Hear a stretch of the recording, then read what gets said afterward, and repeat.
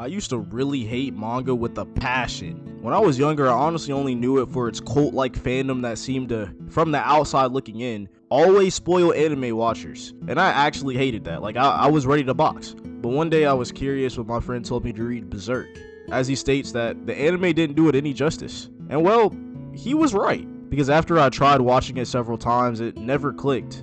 And I finally read Berserk, and it was different from anything I'd ever consumed. And I loved it. Something that you definitely don't forget about even years after reading it, with it even pioneering other franchises to date, including games. But I needed more. The empty hole in my body was getting wider and wider, and I craved something similar. Something that would give me a sense of warmth in a dark world. And that's when I found the female Berserk, as some would like to call it anyways. And honestly, after reading it, I don't really think that's a fair depiction. Claymore is the first manga that I've read that I wasn't put onto to some prior recommendation. I was on Amazon and saw the box set, and just looking at this art, I knew there was something more to this girl and her story.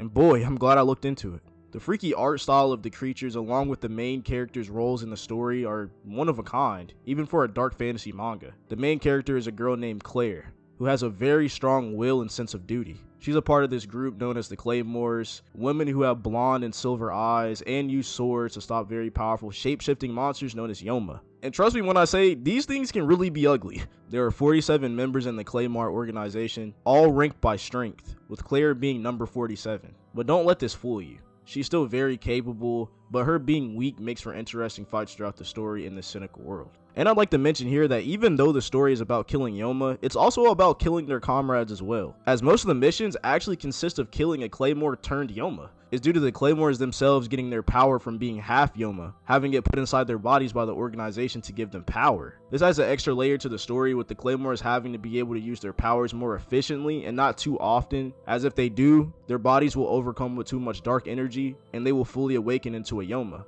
And honestly, this brings a smile to my face because I feel like a flawed power system like this one makes for interesting reads. This also explains why no male Claymores exist due to their more aggressive natures, causing them to instantly awaken most of the time during battle. The premise for the story was so intriguing and it kept me on my toes. Even with everything I just told you, not everything is what it seems, with Claire finding Claymores who banded together to figure out what the organization really is. Like questions like, why do they seem to always know where the Yomas are at all times whenever they're supposed to be on the good side? Who are they really working for? Who is their master? And this video isn't going to be one where I spoil everything, but more of like a prelude to you reading it yourself, so I'll leave it there. I really enjoyed Claymore and I feel like I needed to spread the message about how peak the story is. But don't click off just yet, because if you're not sold on reading it, I do actually want to tell a story directly from the manga, as it was this early part in the story that actually fully hooked me into reading the full thing. And that is about Teresa. Teresa was a Claymore who was the precursor to Claire, and this is because she was her polar opposite, since Teresa was the strongest Claymore in her respective time, being number 1. She was so strong that she was known as Teresa the Faint Smile, due to her being almost bored in battle with how powerful she was, killing Yoma with ease, not even having to go into an awakened state. She was mainly a very bored and emotionless character due to her strength, and primarily becoming a Claymore very early in life since she was orphaned. But eventually, she would take in Claire and save her from a Yoma that slaughtered her whole family. And even though a nice act and they shared many moments together, it was an act that was forbidden as the organization doesn't want a Claymore to take in anyone. She would also just start moving differently entirely, refusing missions and basically just saying middle finger to the organization. So eventually they labeled Teresa a traitor and send other Claymores to come and fight her. They fight, and in no surprise, she was able to defeat them all easily. That's until a very mentally unstable Claymore by the name of Priscilla started to get out of control. And when it comes down to the final moment to kill her, Teresa waited too long,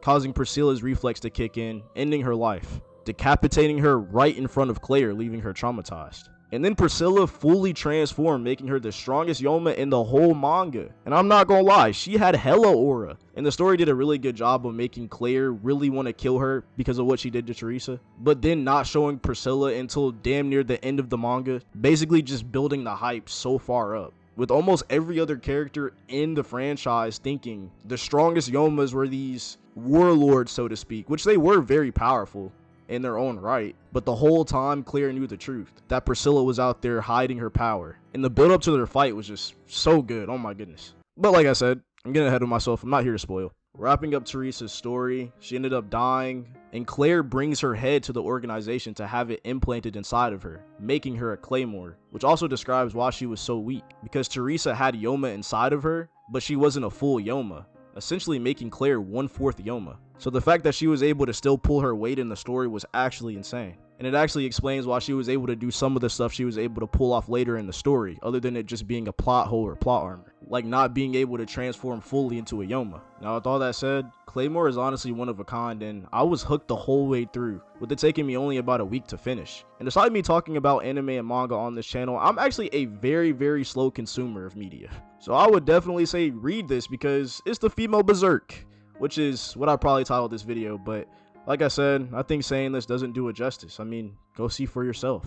Claymore is way more than that. And I kind of wish it got a better anime adaptation. With that being said, I love you guys. Drop a like, and I'll see you on the next one. Drop your manga recommendations in the comments below, and peace.